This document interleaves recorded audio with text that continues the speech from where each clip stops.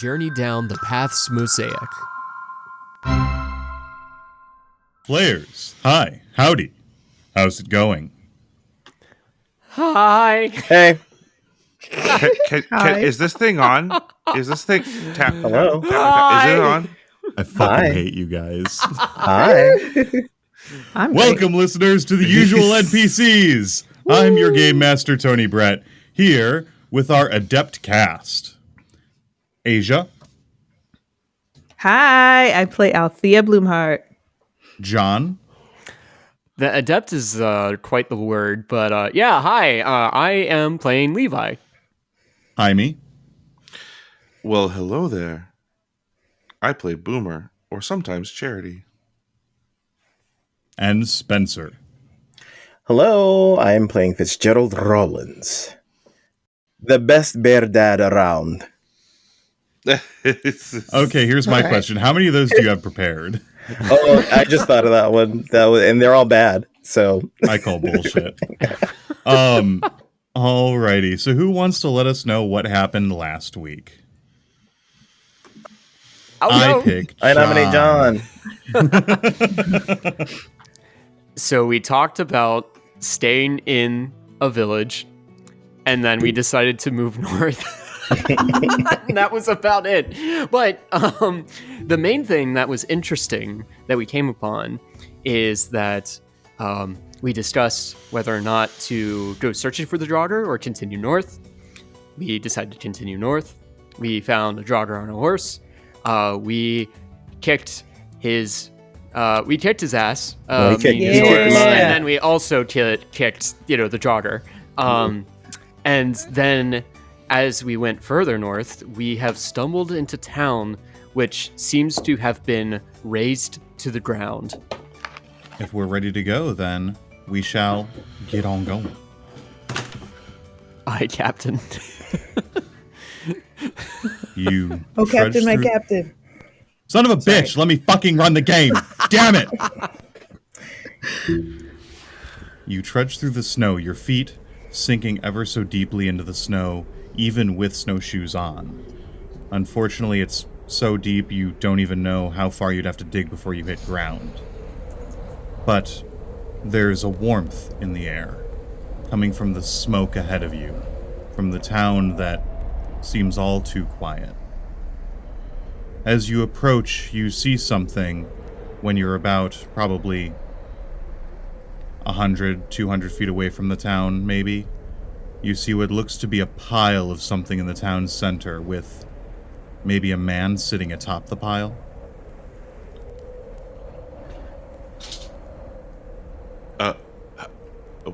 What kind of pile? It's tough to tell from this distance. I'll take a perception check if you'd like. I would. Would that I would. I'd also like to see. I will either allow 2 perception checks or 1 with the help action, because I'm nice. I'll give you the help action. Okay. Maybe you can wear my glasses. I take your glasses off of your face. Give me those. My They eyes just barely become fit little dots. around Boomer's bugbear head. No, they definitely 100% don't. They're like, it's like straight up grandma. Just put it in Little front of Red your Riding eye. Hood. You have immediate paranoia that they will bend or break around Boomer's bugbear head. I just hold them like a magnifying lens. Yes. I got a love it. 13. A 13. With a 13, as you start getting a little bit closer, you can tell it seems to be a pile of bodies. Stacked about 5 feet high. I assume this is normal. Why would you assume that? I don't know. This is lawless territory. I don't think we have time to address that. But yeah, something's not right here. Would Who's I be the able? man? Sorry, what was that? There's a guy sitting on top of them, right? I assume he's alive? He's sitting up straight.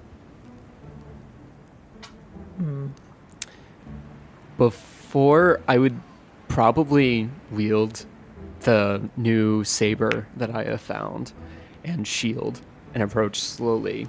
As I'm approaching slowly, I would like to use divine sense, just my paranoia about undead looking around, trying to see out of the corner of my eyes when I'm spotting. Absolutely. Give me perception as you divine sense. Sure. A quick reminder, until the end of my next turn, I can sense anything affected by the hollow spell or know the location of any celestial fiend undead within 60 feet that is not behind total cover. Thank you. That is going to be 18. Oh, very nice. What would you like to do, Fitzgerald? Before we walk up, I would like for us. I was wondering if I would be able to maybe the leads of the people that are ahead. Who's walking ahead? Okay, Althea. Yeah, I think I will. probably would be. Althea and Levi. Can I minor illusion a coat of like white so that if we need to be stealthy, I would like for us to be able to use the surroundings. Absolutely. Because it is a minor illusion, it is opaque. There we go. Jeez, Pete. It is opaque both ways. So if you completely cover them from the front, they can't see through it either. But you could very easily just make it a big sheet of white over them with eyes cut out for the whole eye. Oh, words. Your Holes words cut out escape for you. eyes. Okay. I forgive Look you. like a ghost. Yes. Boomer already just. I think this is one of the things I did at the end of the last session, but in case I did not say it out loud, I have already changed my clothes to looking like a camo in the snow, so white with some Yes. gray. Awesome. Um, Levi, with your 18 as you approach, you don't really seem to sense any sense of evil or demonic anything. A lingering feeling of the undead that were here prior. But there is something very, very holy about the man sitting atop the pile.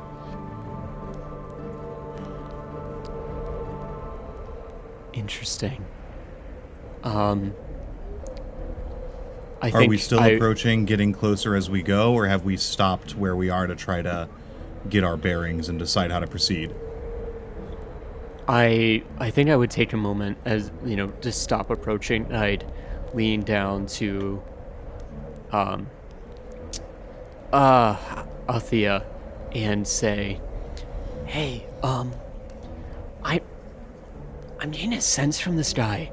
I don't think he's a Draugr. I think he's something else. It's like I know it's crazy, but it's almost like an angel or a god or something. I don't know why or how, but it's very different from the coldness of the Draugr that we've been running into. It's like the feeling opposite of that. I don't know how to explain it, but I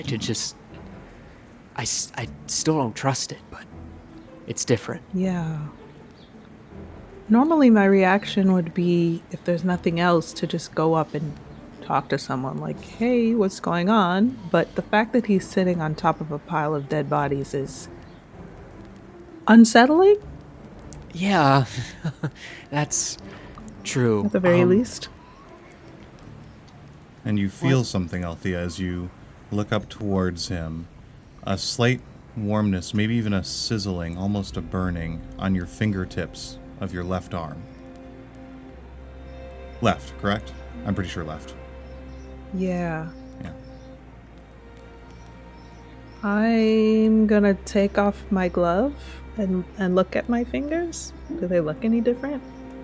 So the progressive look of a slight cold shriveling that you started feeling when you were at Fort Temning Norden has progressed, but the actual look of the fingers isn't anything more extreme than that natural progression has been over time. It's to the point right now in which if you brought it to anyone medically, they would say, hey, that's some pretty bad frostbite. We need to get this under control or amputate. But as far as you're aware, you can still use it just fine. It doesn't even seem to be impeded at all. But now you're getting this sizzling, searing feeling on your fingertips. Okay. Do I have any idea what... Oh, go ahead. Oh, are you okay? You're taking off your glove. Yeah. She's just gonna, like, ball and unball her fist, like, making sure it's doing what it's supposed to do. Shake out her hand, and then put her glove back on. As you flex it, you can feel it's definitely not the tingling sort of feeling that you get when something falls asleep or anything like that. You still have full feeling there. It's just as though you had lit a stovetop and have your fingers just a little too close to the flame. Go ahead, Fitz. Fitz would like to also make a perception check on this person. We see them. We're a couple of ways away, and we see them clearly. Like, are they clear to us? You can tell the silhouette of at the distance you're at. You can see the shape of, but you can't see too many details of at this distance. But does it seem like a large figure? Give me your perception check. Let's find out. All right. I will also He's in a sitting position, so it's tough to tell, per se, with the distance and everything. Flacco, can you go check and see what this man is like? How close are you willing to send Flacco? Flacco's stealth is pretty good, so as close as a stealth check will allow. Yeah, cool. Do you want me to do the stealth check first and then the perception, or? Yes, definitely. Okay.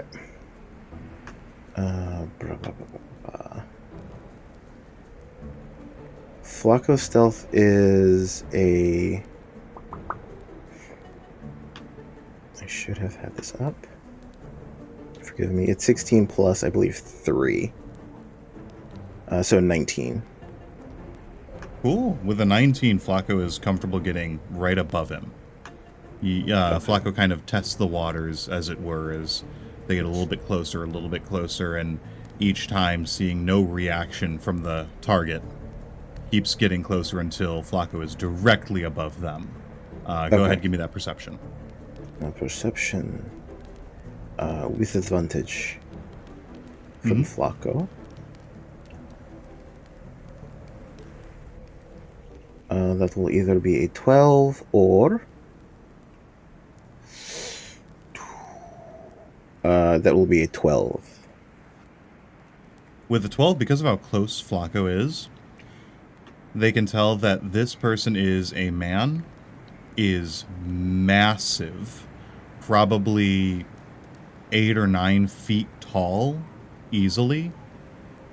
Seems to be shirtless. Has a great sword with him that's kind of plowed halfway into the bodies.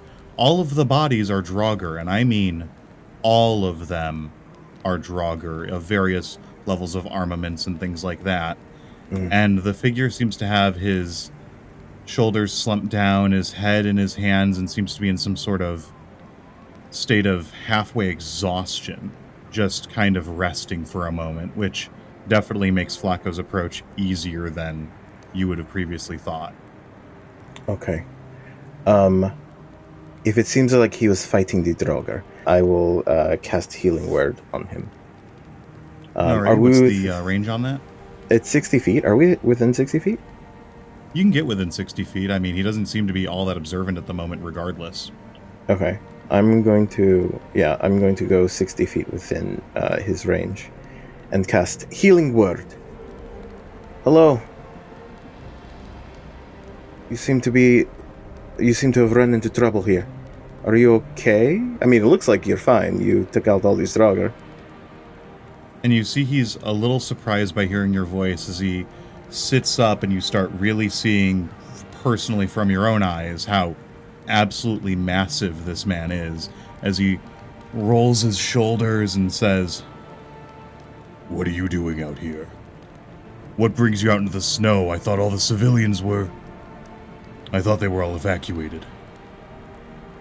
Evacuated? We're not from here. We traveled here to... we're on a mission to search for the shard of the Blade of Surtur. Why are you here? I'm here because they're all here. As he gestures to the pile of bodies. The Draugr. You're here to fight them. Yeah, I've been traveling town to town on the outskirts, just taking out anything I can. I mean, that's kind of how I live my life, but I've been tracing something weird. One of their generals, one of their leaders, seems to be heading a lot further south than he normally does. My name is Levi. What is your name? And he stands up and pulls the greatsword out from the body pile and kind of steps on the uneven pile of Draugr corpses as he walks down towards you and says, I am Skjaldar, defender of man. And he holds out a hand that could easily wrap your entire... He could easily wrap around your entire skull to handshake as he says, Nice to meet you, Levi.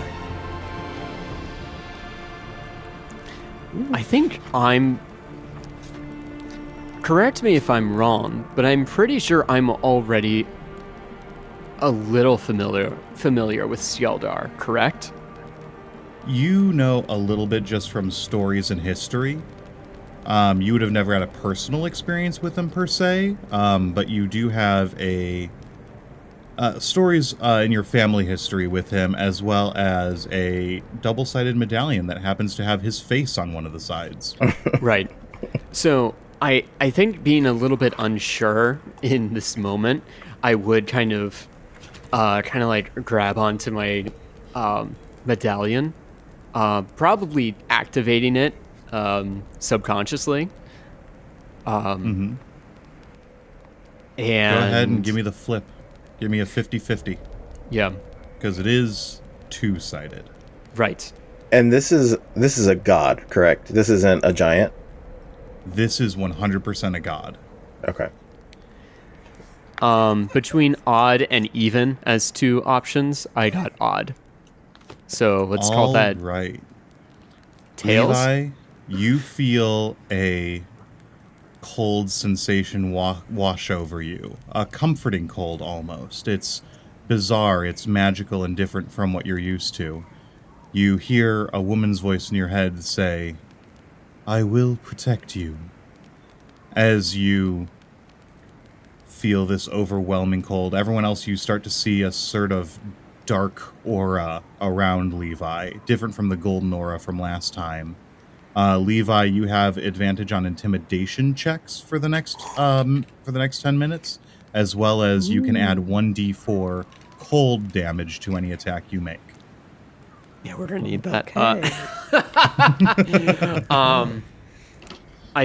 I think I would. So like, I looked at the medallion, and I see that it's the side with the woman's head on it. Mm-hmm. I think I would, kind of like shake off the feeling, like, oh, that's weird, and like flip it over, and see, I guess, Skjaldar's head on it. Yep, and a stylized but very clearly direct representation of the man directly in front of you. And at that point, I'd say, Mr. Skjaldar, I'm Levi too. And immediately he gives a look back and forth between Fitz and Levi and says, okay, I'm not stupid. Obviously one of you is lying to me. But can you tell which? And he takes a second, looks between you and says, no, and frankly, I don't care. Althea, at this point, with you guys being probably within 20-30 feet of him, if not closer in some cases, your left arm is searing. It feels like a burn fingertips to where it connects around your shoulder. I might ask him about it. Okay. Hi, Skaldar, down here. I'm Althea, and I have something a little strange about me. There's like an arm that I was not born with, and for some reason around you it is burning like fire. I'm just curious if you know anything about why it might do that or what it might be from. And And I'll he show him. kneels down and takes your hand in his and inspects, and at the touch of his skin to your left arm specifically, as soon as his skin touches yours, the burn intensifies so much that I would like you to take 4 fire damage. What color is my arm? It is a slight shade of blue at this point. Normally, it's not too far off from your normal skin tone, but now, with the cold setting in, it doesn't seem to change in its color or look at his touch. It just hurts like a motherfucker. Yeah, that hurts a whole hell of a lot. As he's inspecting it, he says, I mean, there's something wrong with it, that's for sure. This has never really been my thing. It's more of, well, Mimir always knew more about this than I did. I'm sorry I don't have many answers for you, but it's definitely not anything I've experienced. Where did you say this came from? A bastard. As do most gifts that hurt. Um, And he says, if I had any question, I'd say there's something... Well, has it ever seared like this before? No. I've only had it for a few years, but no. If you ever find your way going down south, take it to the council in Mongheim, take it to Mimir. He should have better answers for you. He's always had a good sense for the arcane. Okay. Thank you so much.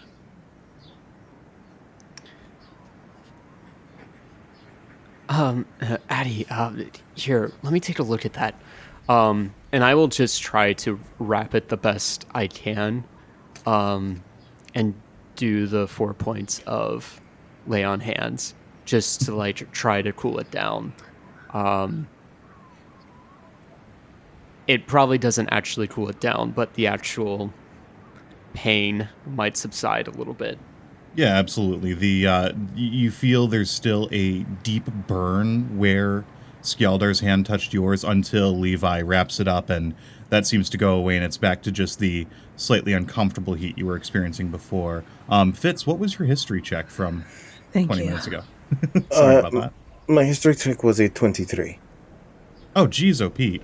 Yeah, so Skjaldar, known as the Defender of Man, as his general title, is the son of Skjala, the basically eldest of the gods, the world father, the one who primarily created the mortal races, as far as you're aware. When the new settlements and everything were established in Midland, Skjaldar was one of the only gods to not take any position in any of those towns, and instead has spent the last 1,000 years just up and around all of the villages and towns on the northern fringe, Okay. and has just been fighting off all of the biggest beasties that come further south. So I would expect for him to not be the one that is spouting like the propaganda for the gods. He is actually doing the work that needs to be done in protecting us. If all the history that you've heard is to be believed, it's very rare that people actually see him personally. But if everything's to be believed, then yeah, absolutely. He seems... I would debate anywhere from indifference to disillusionment with his family. then I will reserve my contempt for the gods. And I will say, Skjaldar, I want to help with the Draugr situation, but I have so many questions for you. It's not often that I meet someone as ancient and knowledgeable of what has happened before the war between the gods and the giants. And Well, go ahead, ask away. Well, if I may jump in real quick, I'm sorry, Mr. Skjaldar. It's clear, we've heard a lot about you, but maybe question what would be, is it really you? I mean, you look just like this, but pointing to the medallion. But I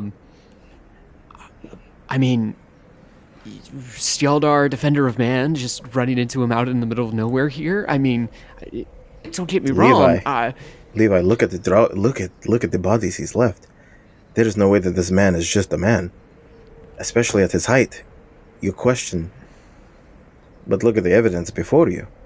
And you see a big smile spread across Skjaldar's face as he leans down and grabs the medallion and turns it around so that his face as well as his face on the medallion are both facing you, and he says, I mean, the resemblance is uncanny if you ask me. And he hands it back to you, still with a big old smile on his face. I think there's a sense of bewilderment and mixture of starstruck and confusion. Is this real? Have I been in the cold for too long? And Levi just kind of points and to Fitz and says, Levi asked away, I guess. I apologize. In traveling, I've learned that some people are not to be trusted, but it seems as though I think I can trust you. My name is Fitzgerald Rollins, and I apologize for not... What? Wait a second. Yes. Your name is Fitzgerald. That I understand. Yes. Mm-hmm. So when you had to pick a fake name, you picked his, and a big meaty hand points to Levi. I did. And it's because I like to pick on him a little bit. But don't worry about it. Again, I apologize. The question that I have for you is... Let's get this taken care of first. And he gestures to the pile of bodies, and you see of the various things hanging around his waist, you see a pan flute and things like that, and he takes out what looks to be a small tinder box. And he says, gotta burn them before they just come right back. Great.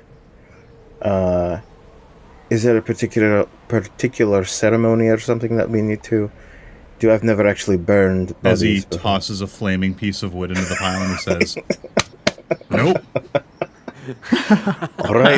All right. Are we able to set up camp here, or should we look around?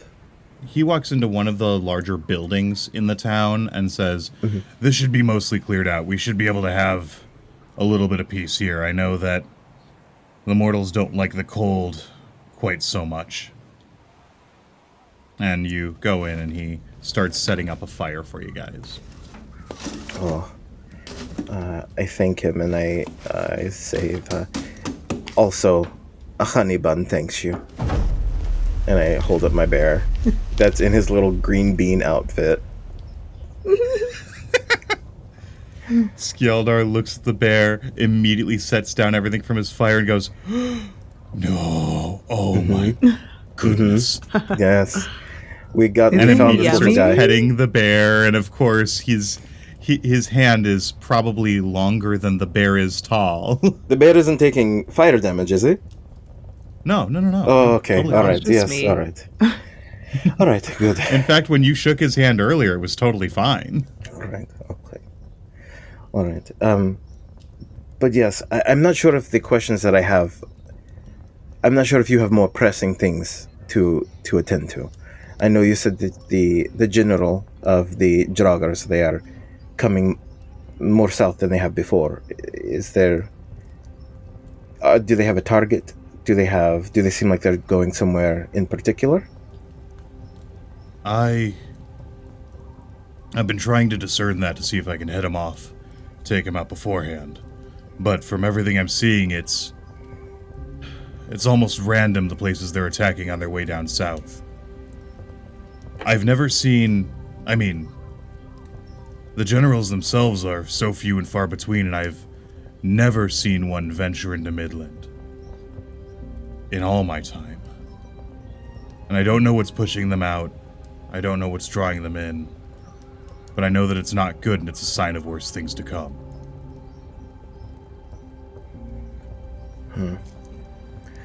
Can we, who has the eye from the Draugr that we fought a couple of hours ago? Does Levi? I can say I haven't. Yeah. All right. We found this here. on the Draugr that I assume escaped your wrath. Does this mean anything or give you some sort of insight? And he takes it into his hand and looks at it and says, I found this on a few of them. It seems someone's using them to direct an army. Why are they so organized? This is unorthodox, to say the least. So you're sorry, I don't know a lot about you guys. Kind of awkwardly motioning with his hands towards all of him. So like you don't like know everything like everywhere. You just kind of all at are, once. Right. That's it, folks. That's the campaign. That's not up for you to decide, Tony. No, he's right. He's right. You don't. So like, you. I guess that you know, you don't know everything about like the world and how it works. Then either. He says, well, honestly, the other members of the family were blessed with some of the magical abilities, the farsight, the magical senses, things like that. I was born with one ability and one alone, and that's to punch things really fucking hard. So, that should be your answer. Levi looks weirdly disappointed in that answer. And just kind of says, okay, I'm gonna help set up camp here.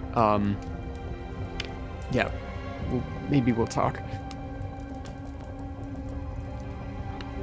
And as you're asking questions and he's answering them, he goes into one of the cupboards from the mostly put back together room. It seems like a lot of things were thrown down and broken in various tussles. And he pulls out a couple bottles of wines, meads, things like that, and starts popping them off and handing them around to everyone. Thank you. Much appreciated. Yeah, it'll help keep you warm. Do you happen to know where they are originating from? Where they are coming from?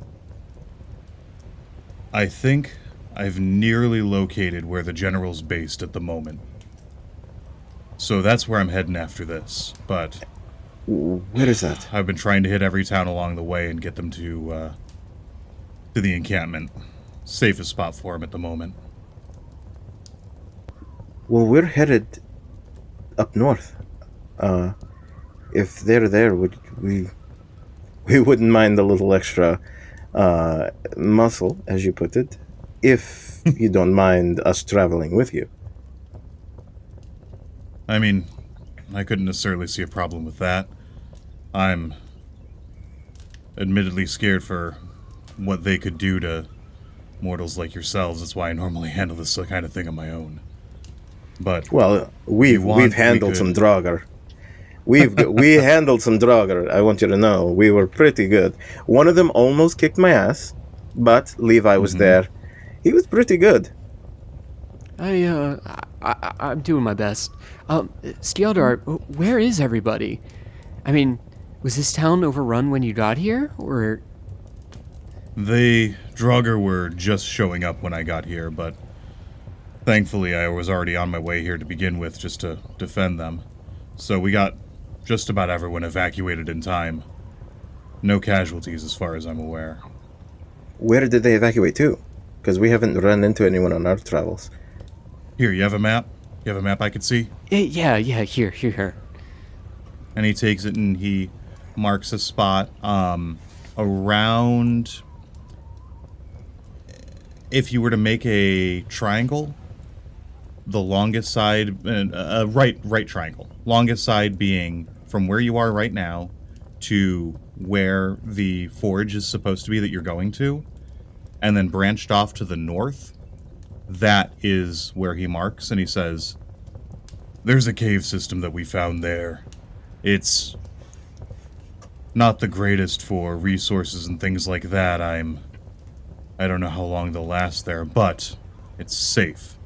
The Draugr don't know it's there. It's further behind enemy lines, so they have no reason to go and attack it. And it's only got one point of entry, so they'll be able to see anything coming, barricade, and stop it. So until I get this handled, that's where I've been sending everyone." And they've been making it. Are you sure? I've had a couple people go back and forth just to relay word to make sure they're all right. Seems like they've been doing fine. Okay. I start taking things out to, like, cook dinner for the night. Yeah, absolutely. I think so. At some point, Levi's mostly keeping to himself. He's actually taken some of the meat and watered it like 50-50, watered it down. But he's starting to get used to it, whether he likes to or not. As you're watering it down, cutting it with some good old melted snow and things, Skjaldar kind of shoots you a look that just says, "What are you doing? Like, what's wrong with you?" I'm just not used to the strength of mead quite yet. There was grog that I would have occasionally, but that was just for, troops on the wall. So this is a bit more potent than I'm typically used to, and I should probably, keep an eye out tonight. In case more Skjaldar Draugr begins come looking by. back and forth between Boomer and Fitz and Althea as he says, "Shameful for all of you to rip such a young baby out of his mother's arms." He joined us. We didn't have a choice. He clearly just stopped drinking milk yesterday. No, he started drinking vodka yesterday. I made sure of that.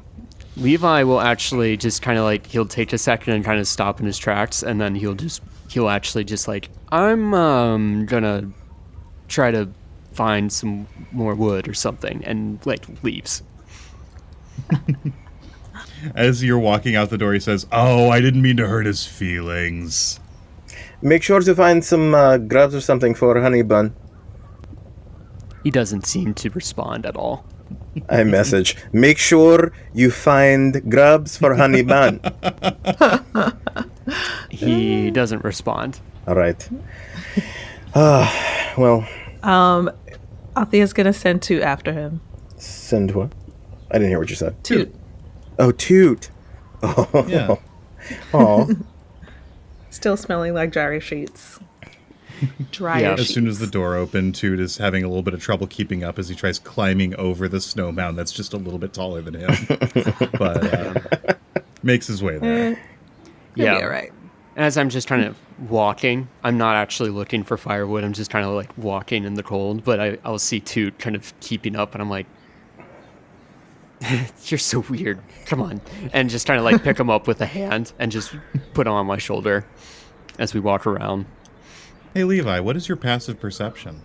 Oh boy, I hate that question. I believe it's 10. Oh my god! All he did was step out. Wait, Let him so live. I want to say, I was about to say that Boomer, once Levi is out of the room and like out of earshot, gets up and walks away as well, and is going to trail Levi. All right, then I will also take your passive perception, Boomer. I've got 12. Okay. Strong. Strong 12.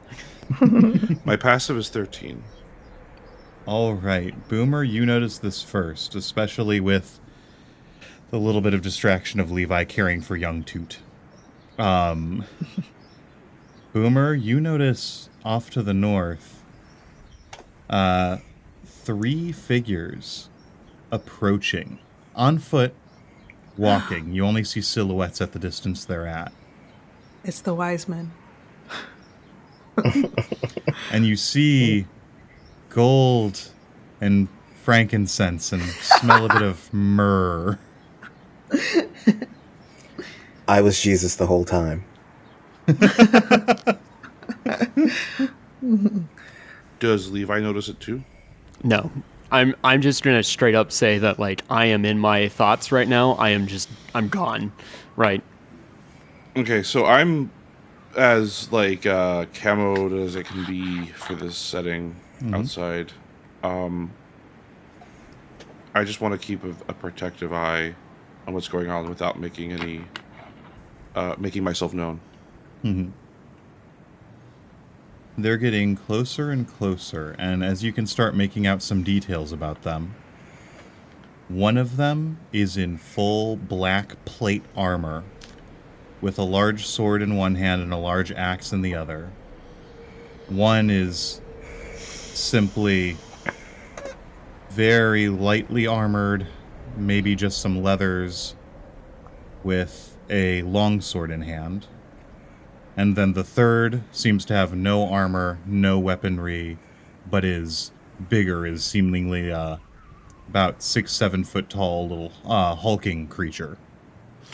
How far away are they from me and Levi? And how far away am I from Levi? The distance you're at now where you can see them, as far as the distance between you and Levi, that is up to you.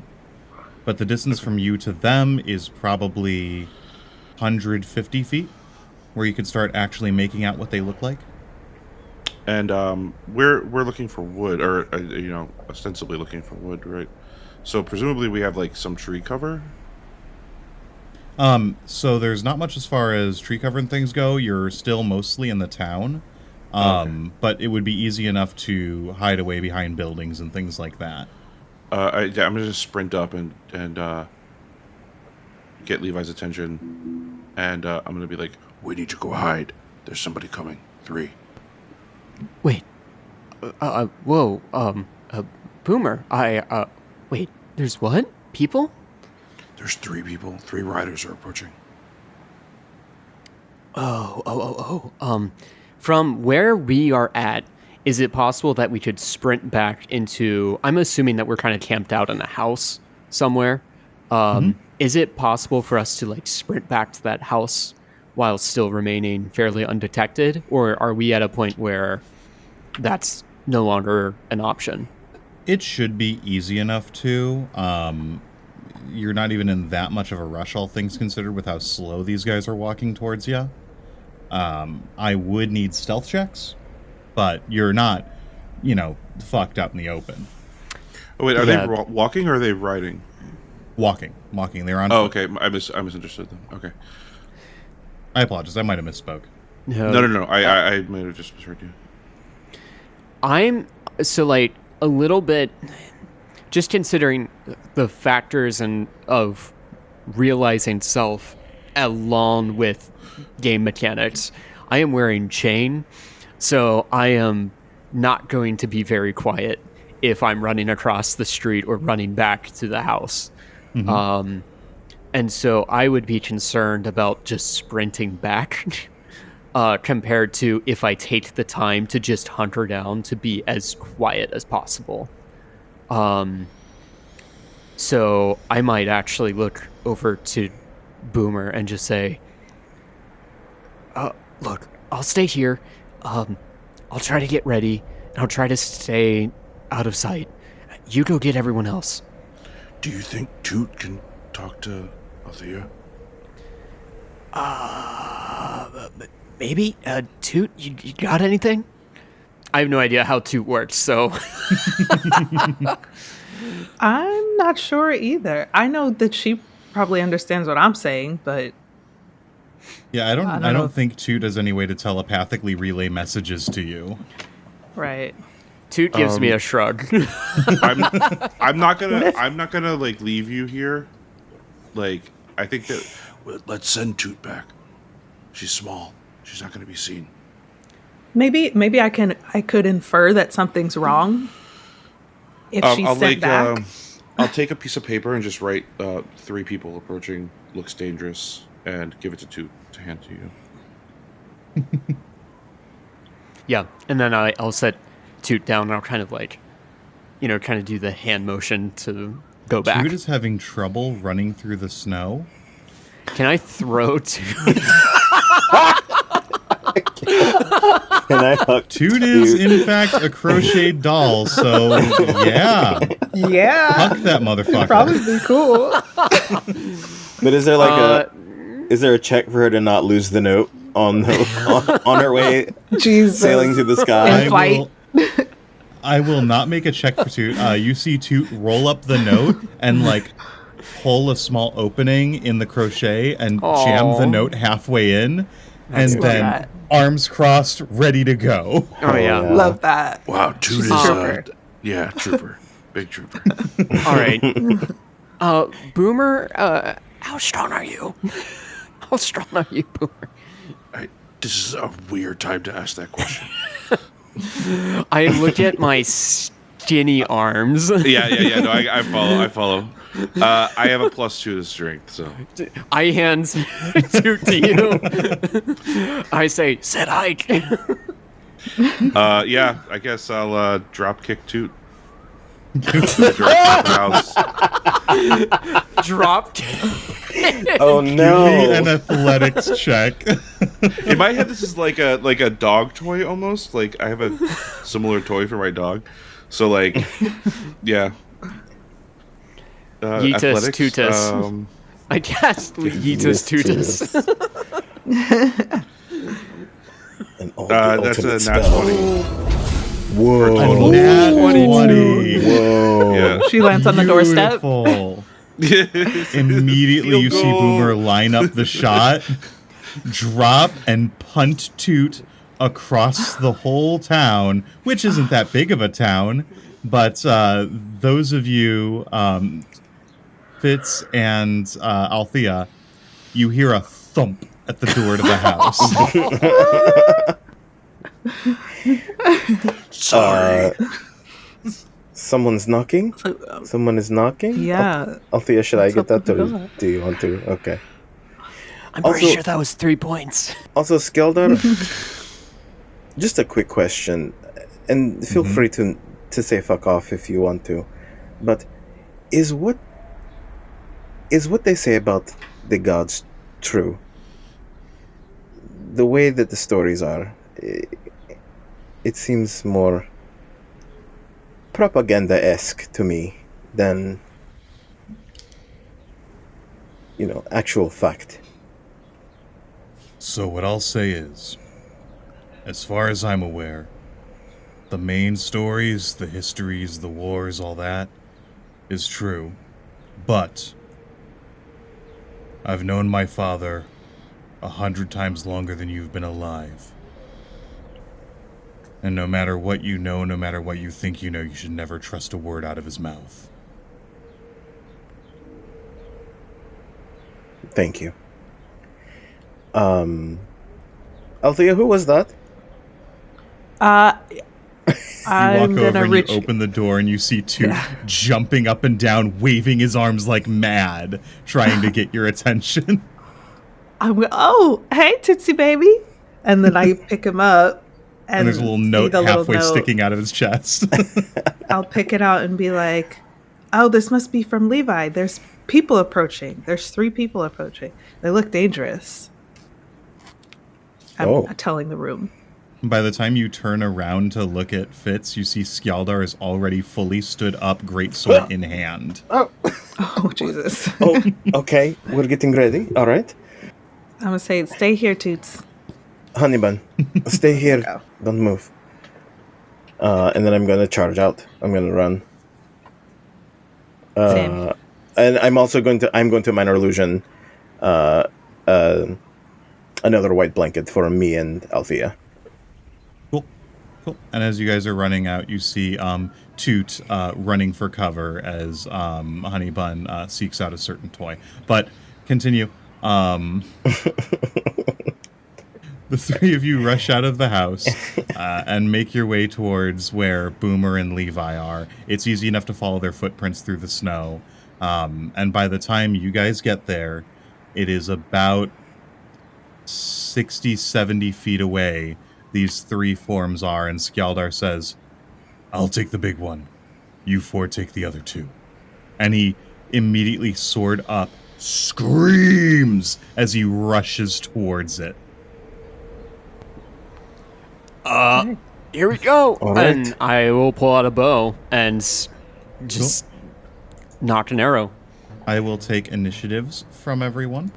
This is after the battle that we just had from the horse, right? So Yes, we you haven't have not had time to rest. we have a long rest. Okay. For once in my life, I have an initiative that doesn't suck. It's because Scrivmere is so fast that it makes me look slow. That's really the only thing. Oh, that's what's happening, is it? Yeah. What'd you get, Levi? 21. Wow. What'd you get, Boomer? 22. Immediately shown up, Levi, you fool. I'm just bad at this game, guys. That's what you got.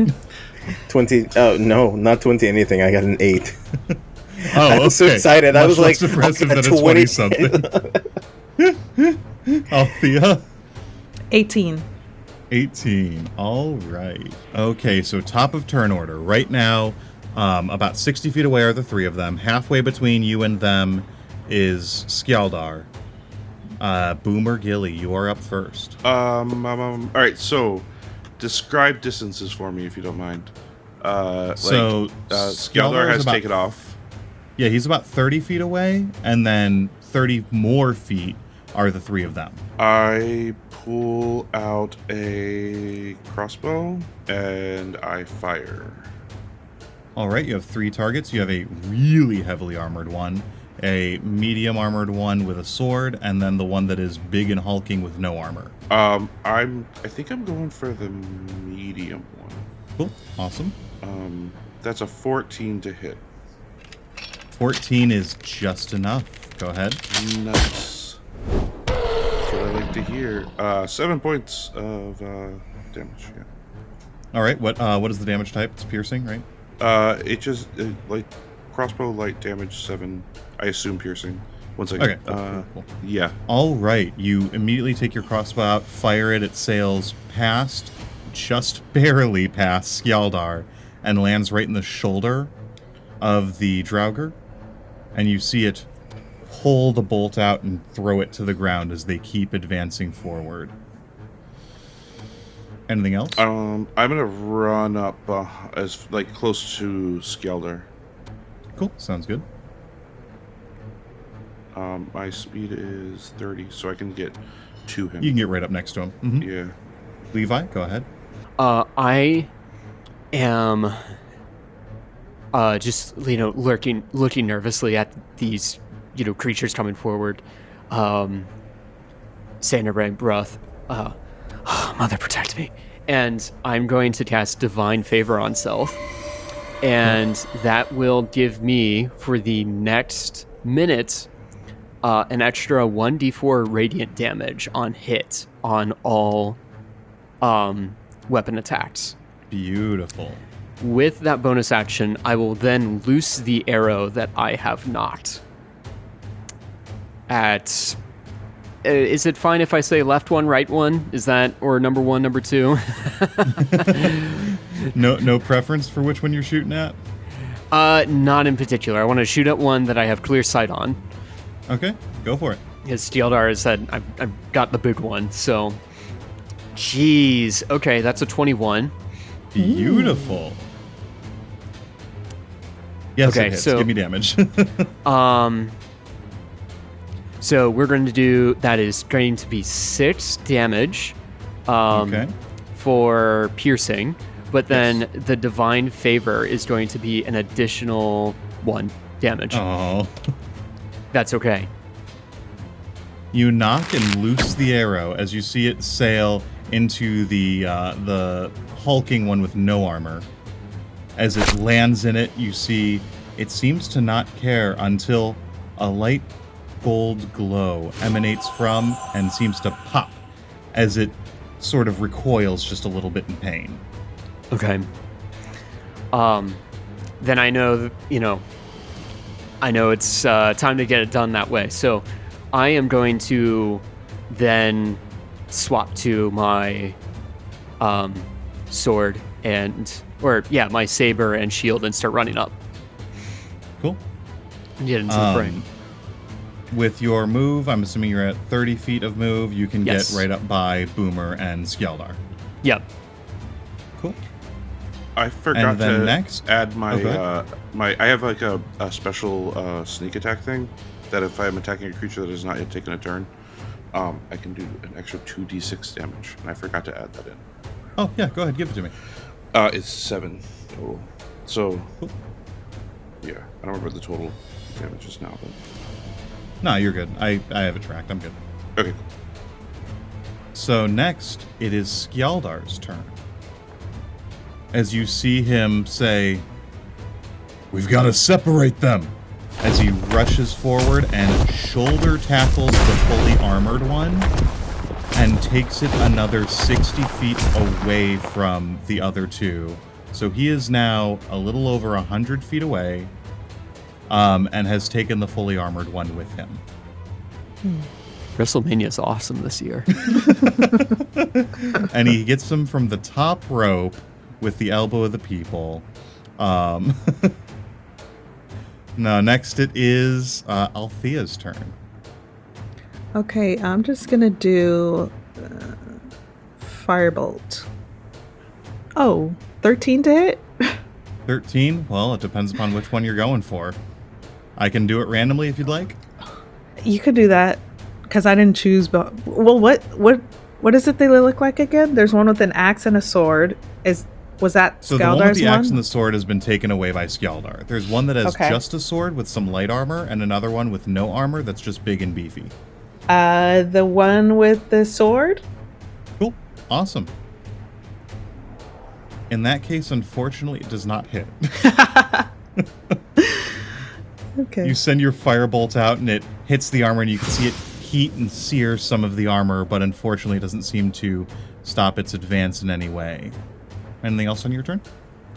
I don't have anything else. Next, it is the turn of the thicker one, the strong one, the big one The one without armor. with no armor. Yeah, Okay, the relatively naked one. yeah. got it. It just continues shuffling forward, and it will take the dash action to get all the way up to Levi. It'll actually be directly engaged with you, and Boomer, you are welcome to be engaged with it as well if you'd like to be that close to Levi. Cool. It is engaged with both of you, Yes, indeed. and that is all it can do. Fitz, go ahead. Fitz is going to take out his crossbow once more, and he is going to have Flacco as a bonus action harass him to give Which him one are you firing advantage. The one that's engaged with the two, Levi and Boomer. He hasn't been hurt yet, correct? He has. We've had a crossbow bolt fired into He has one been and an hit. arrow from Levi fired into the other. Okay, then yes. Actually, I picked up a new spell. Instead of Flacco going over, I'm going to cast Prescience. It has to make a Wisdom saving throw of 14. Wisdom save of 14, you said, right? I believe that is my spell DC. Yes. It passed. Unfortunately. It passed. Okay. Then that was a waste of my bonus action. I'm going to just hit with my crossbow. I will take sharpshooter though. Okay. Does a 14 hit? A 14 absolutely hits. Okay, great. So then this is 17 damage. 17. Very Yes. nice. Very nice. Yes, 17. And then I'm going to take my action to...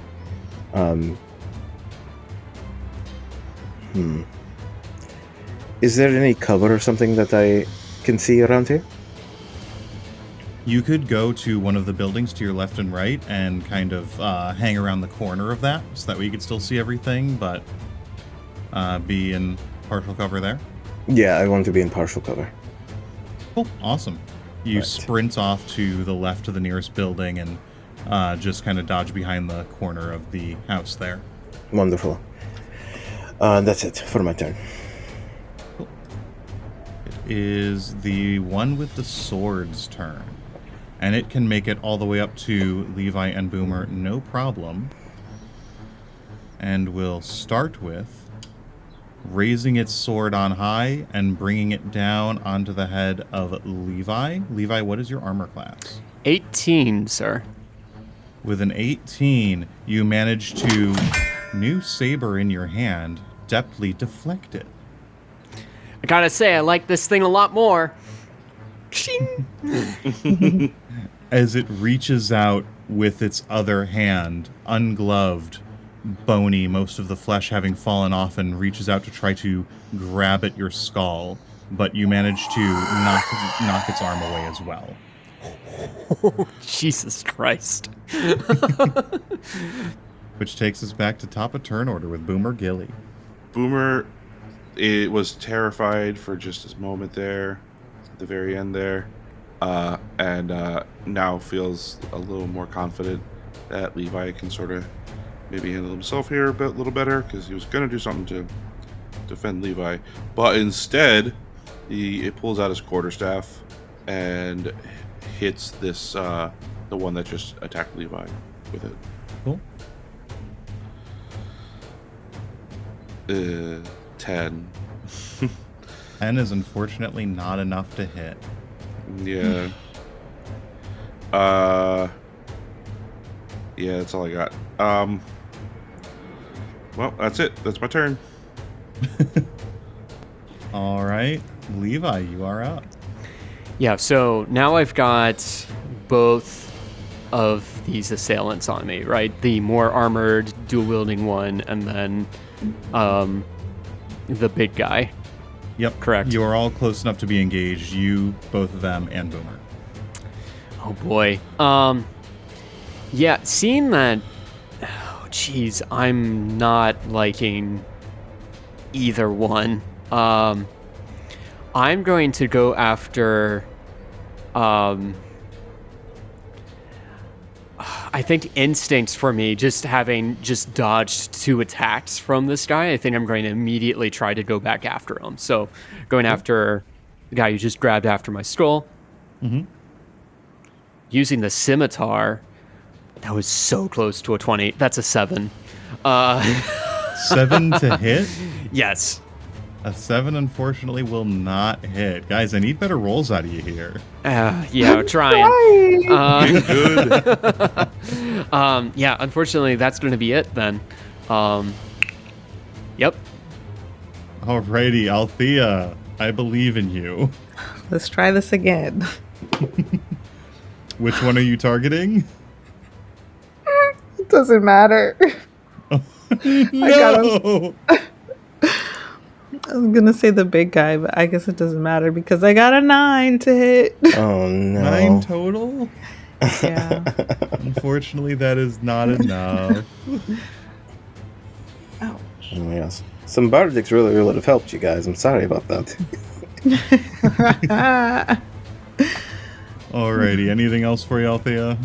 No, that's it. Sorry. Okay.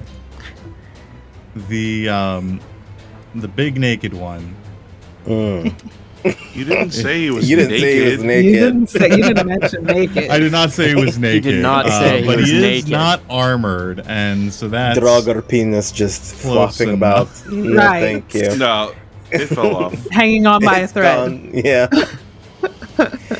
that one muscle holding on for dear His life. rib cage is visible, and that's not the only bone you can see. Hey, I Oh. hate all of you. Chocolate caustic brew. Oh God, no. Oh, that's terrible. All right, it's gonna attack Levi, I guess. I'm deciding who I hate the most here, but the two people that it's engaged Literally with the did not one really person- take part in that joke. Right. He's helicoptering. Watch out, Levi. Now that's a It could real fly off Levi at any attack. moment. I cover Levi's eyes.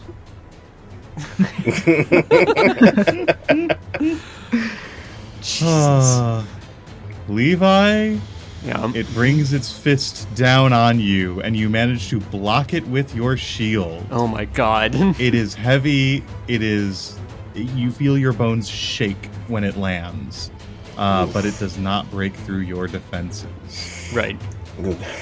I think having just been attacked like 3 times in a row, I'm going to say, a little help here.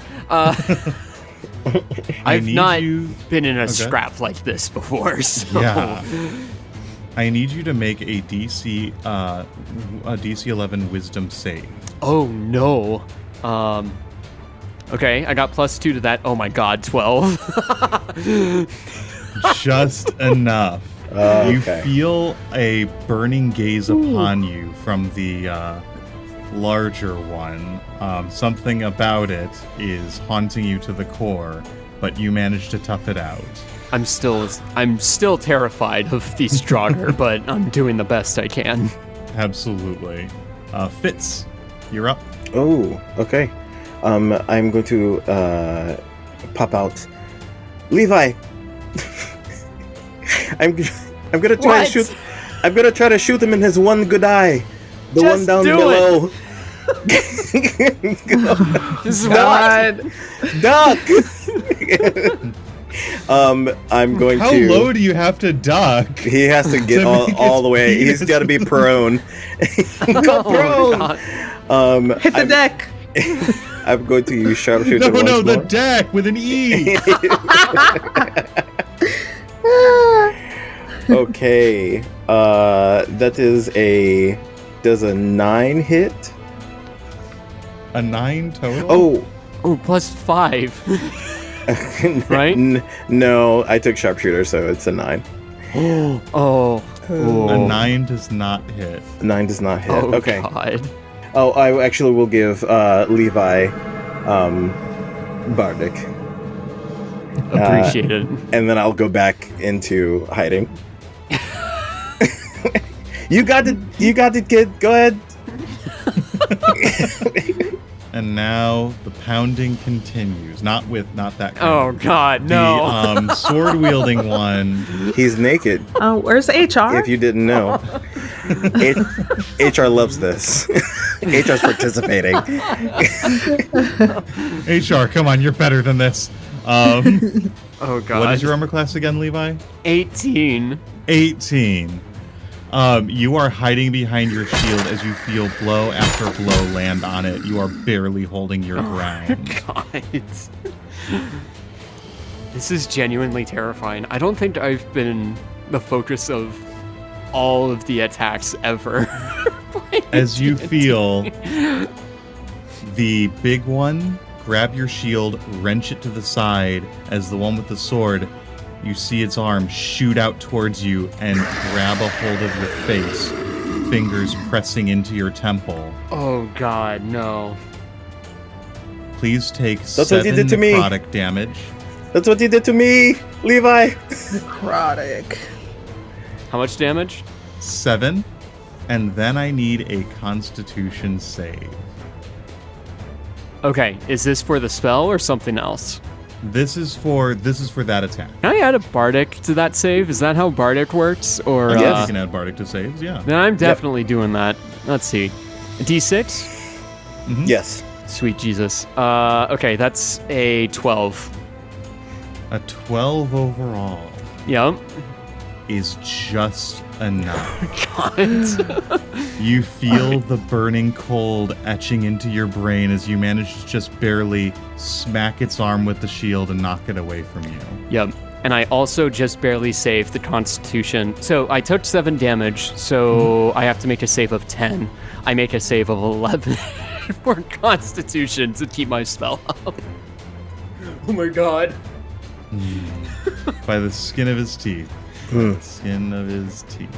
Oh. Alrighty then. That takes us to top of turn order. Boomer Killy. Go for it. You are seeing this onslaught. Yeah, I Right up to I looked at the Levi. right up, eye to It's- eye.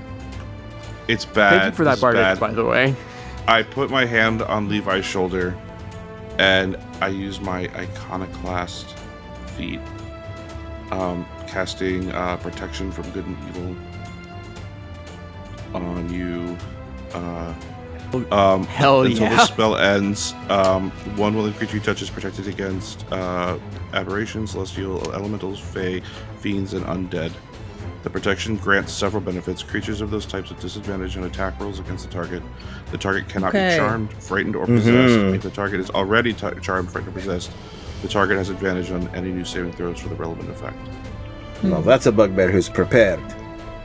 Well done. So, I just want to say, like, Levi, you've probably noticed that at this point, like, Levi's uncomfortable around undead, but he's, like, slowly taking these hits, just terrified. And you doing that, like, all of a sudden, it's just like, I could do this all day. Come at me, bro. Yeah, so I touch you, and like you see like a little red like tint in my eye, at like a little like highlight of like red angry energy in my eye, and you feel a little more protected right now. And then for my bonus action, I'm going to use my sorcery point to give myself another spell slot. Very nice. That is my turn. Cool. Levi, you are now protected from good and evil. Go for it. Yeah, let's go. I'm going to make another attack against the armored guy. Mm-hmm. That's better. 23. There to you hit. go. That'll hit. So a couple of things are going to happen. So I'm going to roll. So I'm first going to roll the 1d6 plus 2. So that's going to be 5 normal slashing. I am now going to roll the d6 and d4 for the cold damage and the radiant damage. Mm-hmm. So that is going to be 2 radiant and 2 cold. I am also going to add divine smite, because, dude, screw this. Very nice. Now would be the time. After getting like the wind knocked out of me, and that fear, but then just like overcoming it real quick, I get this overpowering surge of energy and just rip into this guy. That will be 2d8, 11 radiant damage on top. 11 radiant damage on top. He's got to look bad. That's, so we're looking at, before any sort of double damage or anything, if I'm getting the implications correctly, that's 20 damage standard. You bring your sword back and you feel every single energy flow through you. The cold energy, the extra damage of the magic sword itself, the divine energy flowing through you as you bring the sword through, and from its hip to the opposite side shoulder, you cleave it in two. It drops to the ground instantly. Okay. I with the overpowering sense of iconoclast energy, I just crack my neck a little bit and look to the big one, and I'm just like, all right, I could take this one too. Is that your turn then, Levi? Yeah, that's all I can do. Althea, go for it. So Fitz and Levi, you guys are both hurt, right? No, I'm good. I am hurt. I probably wouldn't respond at this point, just given the surge of adrenaline, but... Althea's just gonna go stand in front of Levi and, like, touch his leg. Like... And then do Cure Wounds. Very nice. Okay. Appreciate it. Yes. Okay, 9. Oh, I'm back up. Let's go. Sweet. As you are ready, you see Althea run up. Of course, being a little bit beneath you, you easily cover herself and yourself with the shield as she rests a hand on you and, through the wonderful magics of crochet, heals your wounds. It's like a little handkerchief. There's a second where I like twitch just out of, like shock that you're there, but then I say, "Oh, thank you. All right, let's get him." Is that your turn then, Althea? Yes. Awesome. Next, the big guy. Santa Hey, Claus. Levi. Hello. Remember disadvantage. Oh, I know. Don't say that like that. Oh man, you got so fucking lucky. Oh god. Oh, brother. It brings both of its arms up and strikes them down. It is so much force down bearing upon you that you feel like it could break your arm, but you manage to, with holy power flowing through you, shrug it off and push it away. Fitz, Good it is God. your turn. All right. I'm running out of bardics, so I'm not good. I don't want to use my last one. I'm going to use my bonus action to cast Prescient again, because I think it's a cool fucking spell.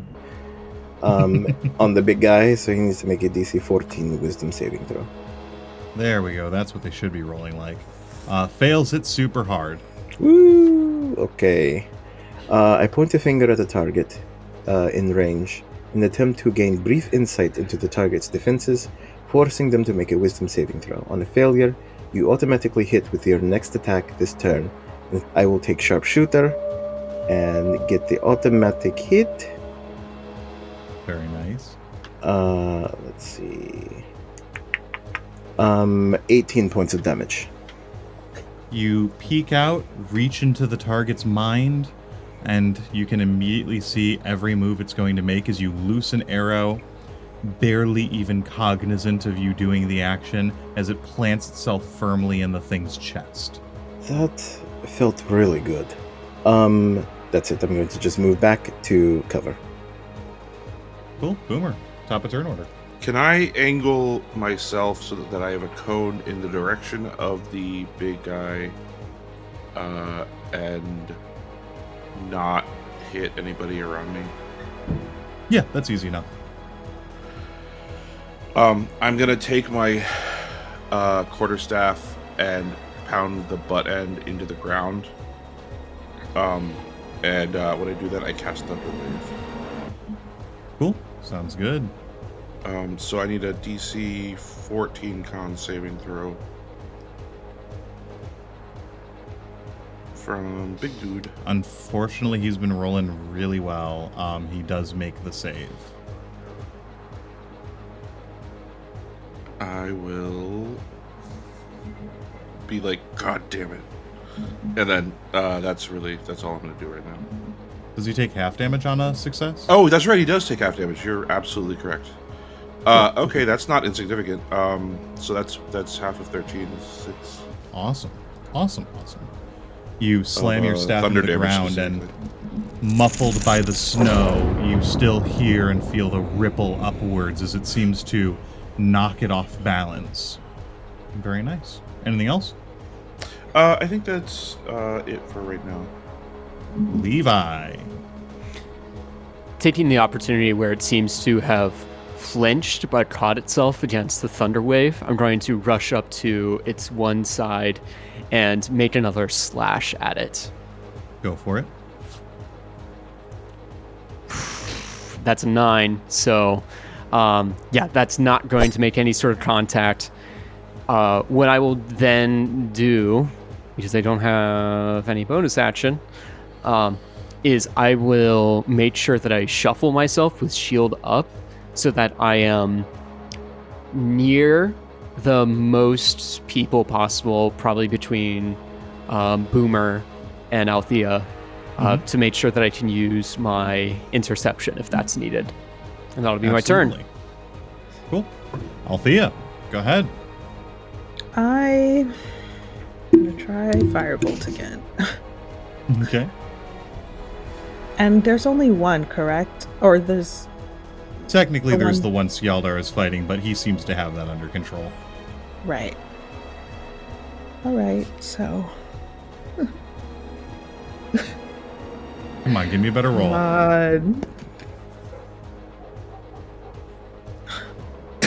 Just roll again. It's just Yeah, I won't know. You know, I totally would. I rolled it on a notebook. Maybe... No. So, 10? It's almost there. It's actually really close, but unfortunately Yeah. not. Oh my gosh. Well, And another bolt of fire launches into the sky, the whole... searing some of the hairs on his head. The snow is all melted around them. Anything else? Nope. It is going to take a shot at Boomer Gilly this time. Upset at the thunder wave that had assaulted its undead ears. Boomer, what is your armor class? Don't worry about it. It's fine. I have a very low armor class. It is 13. All right. How much health do you have? Me? 14 HP right now. The look on your face. Can you give me a Constitution saving throw, Boomer? Oh, I can. Can I ever? He has advantage because I have lifelong companion. Cool. Here we go. Yes. he's gonna need it. These feats come in It's a clutch. 13. A 13 is just enough. Oh God. Okay. So you only take 20 damage. Hold on. He had us in the first half. He had us in the first half. Yeah, not gonna lie. Oh no. So I'm going to intercept. Right. Oh my Okay. God. I intercept for 11 damage. So minus 11 on that. Okay. That's as so long as funny. I can do that. I can intercept absolutely. too, but I have to take the whole damage. So I'm glad you did it. Oh man. Yeah. So I'm using the feat, not the feat. Excuse me. The interception as the fighting style. So I use my reaction and I reduce the damage the target takes by 1d10 plus 2. I rolled a 9, so that's going to be 11. Alrighty. Yeah. In that case, you are just taking 9 damage, Boomer. What happened? Oh Boomer- my god. Boomer Yeah. staggers. Like, what the fuck? I imagine that, like, I see, being on Boomer's left, I see the right hand of the creature start to raise up, and I just think, like, oh, it's coming, and I just reach up and I just stab it with the scimitar. Very lightly, but enough to just get the fist pulling away. Yeah, But you the second feel it fist. snag a couple tendons and things as the fist dropped down, so it was just enough to stop it from utterly smashing the skull of Boomer Gilly. Right. As it turns its attention towards you for its second attack. Oh Levi. no! Oh. Does he still have the With its iconoclast? disadvantage, it rolled a 2 and a 1. Oh. Okay. Ooh. And so its other fist comes down at you, but you easily deflect it with your shield. You are a pro with that shield, Levi. It's what I got famous for. Earth shield. I'm just gonna go for it again. Flacco, Yep. help me out in this situation, please. And I will roll that with advantage with sharpshooter. Okay. 17. Yep. 17 absolutely hits. Okay, great. That's another 17 damage. And that's the Very end of my nice. turn. Cool. That takes us to top of turn order. Boomer, Gilly.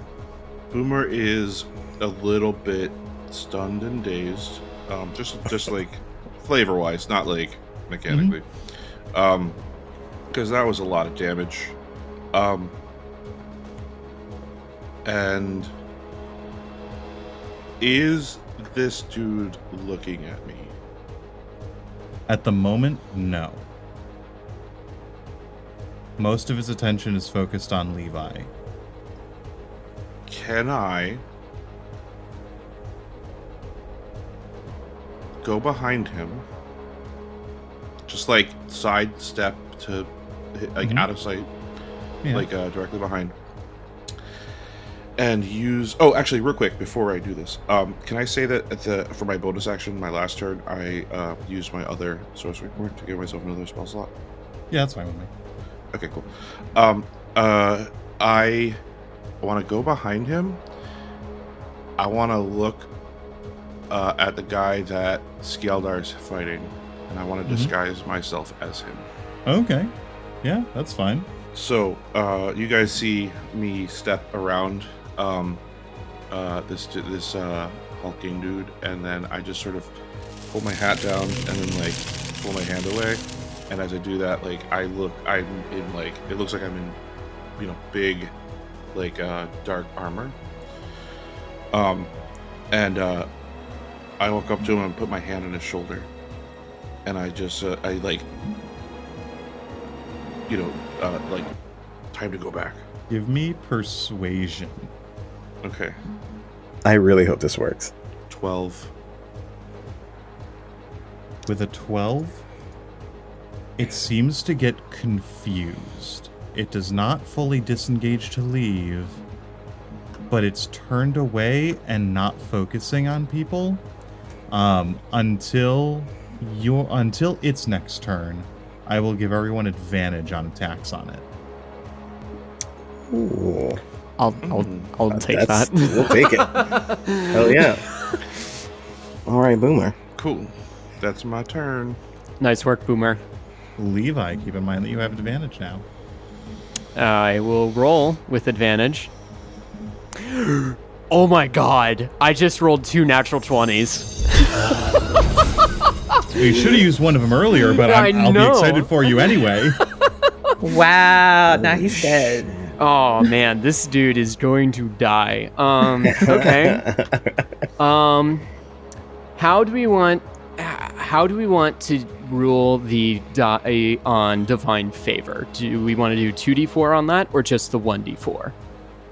When I do critical hits, I do double all of the dice involved. Okay. That means if you're smiting and all that, you're doubling everything. Okay. Is it a little busted? Yeah, absolutely. Do I care? Not particularly. It's fun. All right, so I'm going to roll our slashing damage first. That's going to be 8. Then I'm going to do our frost damage and our divine damage here. Oh my god. Oh my god. Whoa. That is... I rolled max on the frost damage, so that's 12 frost damage, and I rolled a 4 and a 2 on the radiant damage. Jesus God, what the... Whoa. That's Die. insane. I don't When know he why hits, D&D he Beyond was hits. just like... D&D Beyond was just like, let's just, max. big number. What's the total? Come on. Oh, geez, what's the total? Unaltered, the total is going to be, Jesus Christ, 26. If the radiant damage is doubled, then that's like 32. So, Levi, Yes, how sir. do you want to do this? Yeah. There's a moment of like, I don't know what's happening, and I jump out of the way of one of the punches of this creature, and I jump up. Jaime, where do you throw me onto this creature? I think I throw you at his head. Absolutely. Because it's like probably not super well attached. He sticks on like a sticky hand. Yeah. Oh god. The sound in my head was awful. I imagine that the throw, like I'm thinking this is cooler happening in my head, but when it happens, I like drop my shield and I'm like, ah! And as I'm going at the head, I just jab, I just slice into its neck, not cleaving through, but I just cleave into its neck, getting thrown at the head, and the momentum has me swaying around, and I grab the blade, and then as this beast falls down backwards, the impact of the ground has the sword just chop straight through. And then I, proceed to like just lay on the ground for a second. Just catch your breath. Right. The wind knocked out of me, and you hear me go, got him. You hear footsteps and see Skjaldar holding the corpse of the one he fought by the ankle as he walks up and says, I see you got this one. Yeah, thanks for the throw. Oh God, and he looks my at back. you confused. I do immediately like undisguise self again. It's like, no, don't hit me. I walk from behind the thing. Good job, everybody. You did it. We did it. Oh, that was scary for a minute, wasn't it? Oh. Wow. I need to sleep. Oh, do you need some healing? Yes. All right. What time of day is it? It is about late afternoon.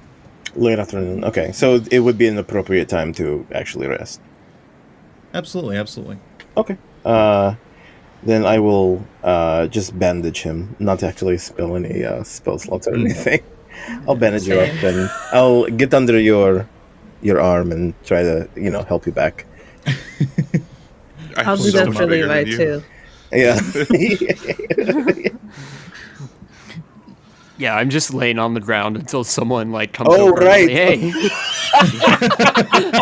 I have not moved. No, Althea's going over there. She's headed over. Okay. You just see me. I'm like, he didn't want to get any grubs for honey bun, so he can stay there. hey, oh God. All the snow's melted here. Can you find any grubs?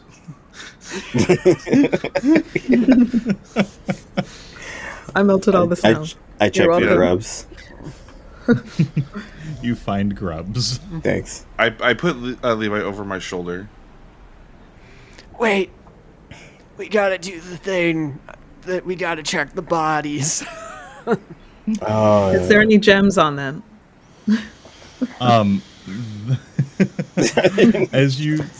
We're looking for eyes search and through the bodies. Can I get an investigation check from you, Althea, with advantage? Okay. +3. Oh, nat 20. yes. Damn. Hey, Yeah. we were saving it for something important. There we go. I guess so. I really need a gem. You find a Draugr penis. Was this the Holy Avenger stuck in the Draugr penis? What the hell? He has a piercing. There's your gem. Oh my god. As you search through the bodies, you find that you find a few things. You find about 15 gold pieces that are very ancient, but they're gold one way or the other. Came up. You also, as you search the lead one, you find its axe, and you can immediately feel a magical energy on the axe, as well as Embedded in its chest piece is a gemstone worth roughly 100 gold pieces or more. Yes. Alrighty, y'all. Episode So 6 feel free is to add gonna be all of that to your nice. inventory. Whatever you want to do with the axe is up to you. Okay, wait. You said the 15 gold pieces, the gem. What was the middle thing? An axe? The axe. Yep, it is a two-handed axe, a great axe that seems to have magical energy coming off of it. That axe Okay. is bigger than you are. You want it? is. Yep. Okay, take it. Thank you. Cool. We will have to identify the axe later. We will rest up for now, have our long rest, and that is where we will end this session. Woo! Thank you all for Nice. listening. Thank you all for playing. Spencer, you're muted. Okay, in order, I said, "Whoa!" And then I said, "How many net 20s did we run?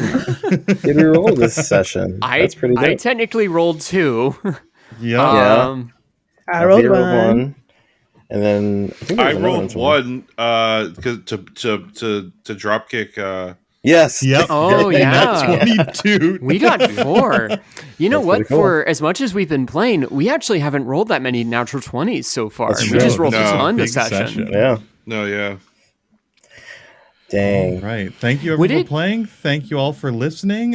Subscribe to the Patreon to get bonus content like access to the Discord, as well as bonus episodes like our episode 0 and our character creation sessions. Thank you very much. I hope Thank we all had you. fun. Whoop, whoop. Thank you. Bye, guys. Thank you so much.